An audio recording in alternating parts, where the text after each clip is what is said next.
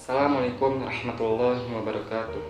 Assalatu wassalamu ala asyrafil anbiya'i wal mursalin, amma ba'du. Allahumma shalli ala sayyidina Muhammad wa ala ali sayyidina Muhammad. Alhamdulillah, teman-teman, perkenalkan, nama saya Fauzi Muhammad Rizki.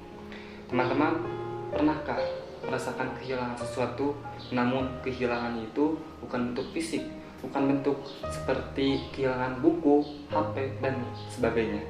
Namun tingkatan rasa kehilangan ini berada di tingkatan yang berbeda, berada di tingkatan yang spesial, yakni kehilangan nikmat dari Allah SWT.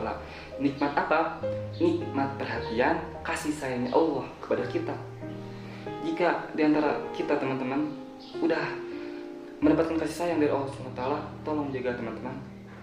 Jika kasih sayangnya Allah SWT udah memudar terhadap kita, itu musibah besar, teman-teman. Seringkali gimana sih cara mendekatkan diri kepada Allah SWT supaya mendapatkan kasih sayangnya, supaya mendapatkan ridhonya? Tingkatkan takwa, teman-teman. Inti takwa itu apa? Tingkatkan ibadah, jauhi maksiat. Tingkatkan ibadah, harus mulai dari mana kita? Harus mulai. Seringkali, teman-teman, ada orang-orang yang bilang gitu, kita harus mulai dari mana sih? Mulai ngapain sih? Mulailah dengan perbaiki sholat. Setelah sholat apa? Perbaiki toharohnya gimana? Jaga ketepatan waktu sholat, jaga kebersihan ketartilannya. Saya pernah membaca buku karangan Haji Sulaiman Rasyid tentang fikih. Ketika saya buka, begitu banyak bab, dan bab pertama membahas tentang apa? Tentang toharoh. Begitu pentingnya toharoh, teman-teman. Hati-hati juga dengan ibadah sunnah. Ibadah sunnah seringkali disepelekan, teman-teman. Sunnah itu buat apa sih? Ibadah sunnah buat apa?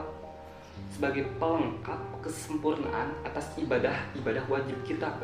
Emang kita udah yakin kalau ibadah wajib kita sudah diterima, sudah benar di mata Allah? Tentu itu kita tidak ada yang tahu apakah sudah benar atau tidak. Makanya ada sunnah sebagai kesempurnaan atas ibadah wajib kita. Sholawat diantaranya, teman-teman, diantara sunnah-sunnah yang banyak faedahnya.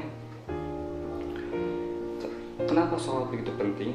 Kalau teman-teman pernah membaca kutipan kata-kata dari Al-Habib Umar bin Habib, beliau seringkali mengutip kata-kata tentang menyuruhkan sholawat. Saya heran kenapa beliau sering kali menyuruhkan kita untuk bersholawat. Ternyata di balik sholawat itu ada faedah-faedah besar. Di antaranya diampuni dosa, diwujudkan keinginan kita, membuat hati jiwa kita tenang. Nah, itu kalau kita mencari obat ketenangan dalam diri kita, sholawat, teman-teman. Seringkali di masa sekarang, apalagi di masa muda, di masa sekarang saya seringkali kegelisahan itu menghampiri, baik kegelisahan batin maupun pikiran. Ternyata apa kuncinya? Jangan lari dan kembalilah. Artinya apa? Kembalilah kemana? Kembalilah kepada Allah SWT, kepada Sang Pencipta, kepada Sang Pembolak-balikan hati. Kembalilah kepadanya. Guru saya pernah berkata kepada saya, intinya gini, kamu boleh jadi apapun, kamu boleh mendapatkan jabatan apapun, asal kembali ke masjid. Apa artinya? Kembali kepada Allah. Banyak kok, teman-teman, ibadah-ibadah lainnya yang mendekatkan diri, yang banyak pahala. Tadarus Al-Quran, satu ayat bukankah diganjar dengan 10 kebaikan? Hati-hati, teman-teman, jangan menyepelekan tadarus, jangan menyepelekan Al-Quran. Saya pernah bertanya kepada guru saya, intinya gini, wahai guru, kenapa saya susah membaca Al-Quran? Guru saya menjawab dengan kembali dengan pertanyaan seperti apa? Kamu yang gak mau baca Al-Quran atau Al-Quran yang gak mau dibaca kamu? Itu, teman-teman, peringatan untuk diri saya. Wah, gimana kalau Al-Quran gak mau dibaca sama saya? Lantas apa sumber pahala, sumber kebaikan yang saya punya, teman-teman? Pernah ada orang bertanya kepada orang soleh seperti ini pertanyaannya, wahai orang soleh, berapa banyak ayat yang harus saya baca sehari dalam 24 jam? Orang soleh itu menjawab apa? Seberapa banyak juga kebahagiaan yang kamu inginkan.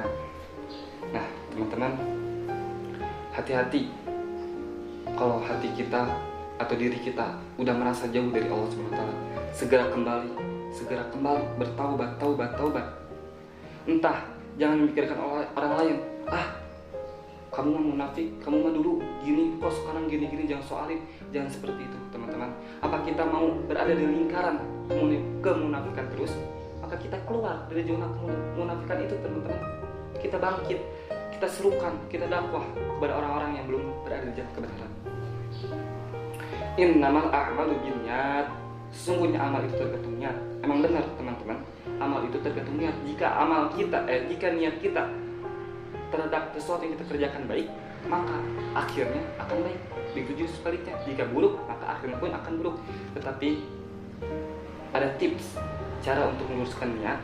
Menurut saya, ketika kita hendak memulai aktivitas selepas sholat subuh, kita niatkan, ya Allah, saya niatkan apapun yang saya lakukan di hari ini, saya diniatkan karenamu, lillahi ta'ala, ibadah untukmu, ikhlas. Diawali dengan membaca Bismillahirrahmanirrahim.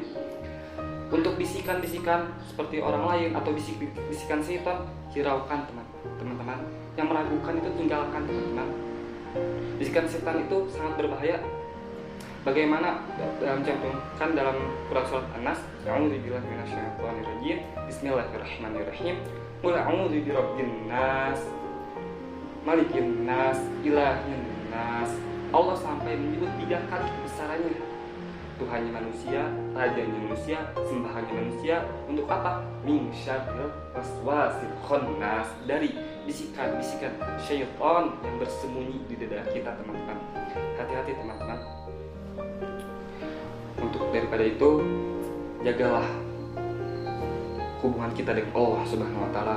Jika kita sudah merasa dekat dengan Allah Subhanahu wa Ta'ala, ingat, jangan menjadikan itu kesombongan kepada orang lain. Kesombongan, apalagi kesombongan kepada Allah. Na'udzubillah, summa na'udzubillah. Alhamdulillah, teman-teman. Assalamualaikum warahmatullahi wabarakatuh.